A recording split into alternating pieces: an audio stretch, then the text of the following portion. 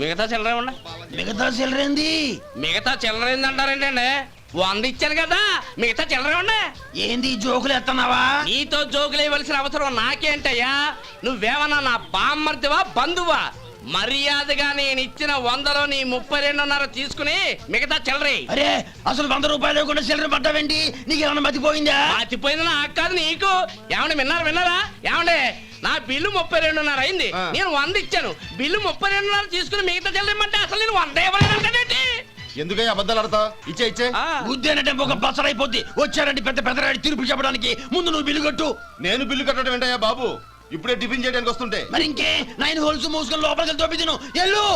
ఏంటి మావా గొడవ? చూడరా మధు, డబ్బులు ఇవ్వకుండానే 100 రూపాయలు ఇచ్చి అబద్ధం ఆడుతున్నాడు. ఇవ్వలేదంటావేంటయ్యా? కావాలంటే గల్లా పెట్టి తీసి చూడు, 100 నోటు కనపడతాయి. చాలే ఊరుకోవయ్యా.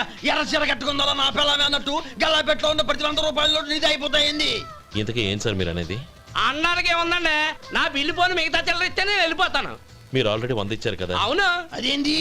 ఇంకో 32.5 ఇస్తే సరిపోతుంది. ఇదేంటయ్యో తిరగాసుగా మాట్లాడుతున్నావు? నా బిల్లు 32.5 కదా. మీ బిల్ ఏది? ఇదిగో. అయ్యి బాబాయ్, తెగ మాతో 32.5 132.5 ఎలాగైందయ్యా? మీరు 100 ఇవ్వకుండానే ఇచ్చినట్టు. This is cheating. అయినా నేనంత తిన్నానన్నానికి సాక్ష్యం ఏంటి? మీరు 100 ఇచ్చారనడానికి సాక్ష్యం ఏంటి? నేనే. మీరు తిన్నారనడానికి సాక్షి నేనే. ఏయ్, నీలాంటి వాళ్ళని నా సర్వీస్ లో ఇంతమందిని చూశాను. అనవసరం